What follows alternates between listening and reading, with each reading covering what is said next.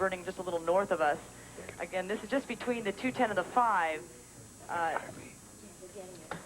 We'll pan over and show you this other mobile home park that is burning as well. I don't see a lot of... This is Frank Somerville talking again. We are getting reports now from the mayor of Los Angeles, Richard Riordan, that there is at least one death being reported. Apparently it happened on one of the freeways in Southern California. Again, one death so far as a result of the earthquake this morning. Now let's go back to KTLA Live. Show you now the other fires I was mentioning. When we were over the fire near the 118 and Balboa Boulevard, I had looked to the north and seen homes burning on the hill, and that's what we're about to show you. This is just north of the 210 freeway, which is just a little east of the 5 interchange. We're going to show you at least, looks like about 7 homes now burning on this hillside as well.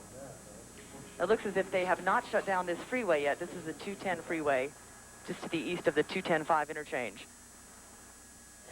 Jennifer, while we continue to look at the pictures you're showing us here from the valley, the first report of an earthquake-related fatality comes from Los Angeles Mayor Richard Riordan, who says one person has died as a result of the quake, and this person apparently died on a freeway, and we don't know exactly where this was or what the circumstances were relating to this one fatality, but the first earthquake-reported death coming from Mayor Riordan. We'll try and get some more details. We were just saying a moment ago that we felt fortunate there were no reports of injuries or of fatalities, but now there is one. By the way, if you have an emergency, we should pass along the information that the number for the American Red Cross, should you need them, is area code 213-739-4507. And it's my understanding, Eric, that we're going to try to get in touch with Mayor Riordan and get the message and try to broadcast it to our viewers that he gave to CNN a moment ago. These pictures that you're looking at, this is just one of several fires that are burning in the San Fernando Valley. The estimate that we have is that there are as many as 40 homes reported burning in Silmar. There is a fire... An entire home. When this hit, you know, there could very well be some people inside. Bob, that would be my guess that there are. We see 2 people down there on what looked to be what's left of the driveway. You see the car is tumbled down with it there, and they keep waving at you up there in the helicopter. Tragically, probably thinking you're a rescue helicopter. Those people apparently need some help down there. They do, and the only help they're going to get is going to be from volunteers. I want you to look at another area here where another rear portion of a home collapsed. Now, I think we need to, the fire department, we've been monitoring at least 200 fire department and police department frequencies throughout the county. And LA City is stretched beyond limits. No additional resources could be sent. Now, what I'm going to do here, and stay with me, is we're going to get an address here. And if you're in the area and you can help, if you've got any emergency medical training, or if you're fire department personnel, let me give you the address here. Let me see if we can get a street location. Look for street signs here. In the hills above Sherman Oaks, you can see a fire in the distance. There are about 9 fires burning. Hang on. Where's the street sign? Unbelievable pictures from Los Angeles. There is looting reported in parts of Los Angeles. Los Angeles International Airport has been shut down as a precaution. Getting the word from seismologists there. We're going to get a rundown here, Laura, here at the University of California on what this quake did in terms of the geology in Southern California. With me now is Mike Pasianos, who's a seismologist here at the University of California. A 6.6 quake this morning. Any change in that number right now? Nope, 6.6 is the latest.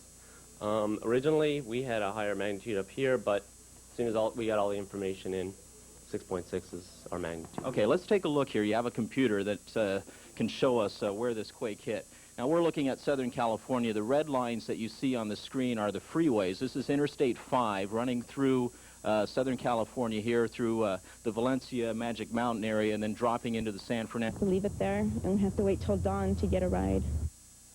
Let's brief you on the status and after effects of the California earthquake as it has evolved in the not quite 2.5 hours since the quake hits, just after 4:30 a.m. Pacific time, 7:30 Eastern time this morning. The quake measured 6.6 by most of the seismological estimates we're getting on the Richter scale.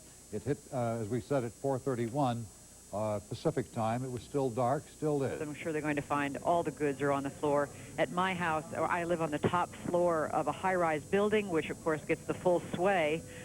There's nothing left on the shelves. There's nothing left standing, as a matter of fact. When I left, I had to crawl over broken furniture and broken glass to get to the door, and then have a neighbor help me open the door to get out. I'm sure a lot of people are facing the same situation all over town. Judy, the sun is, as we see here in New York, just beginning to come up in Los Angeles. Excuse me, and you mentioned the problem along the freeways, and the mayor, excuse me, the mayor of Los Angeles has reported the first fatality. Yeah. He said it occurred on a freeway. He didn't say where or what caused it. You also were mentioning a number of communities up and down the West Coast have been affected. Just to interrupt you, Mary Reardon has just told us that that fatality occurred on the freeway, and I don't know exactly the circumstances, but there are 3 freeways that sustained serious structural damage. And 6 earthquake that hit about 4:30 this morning.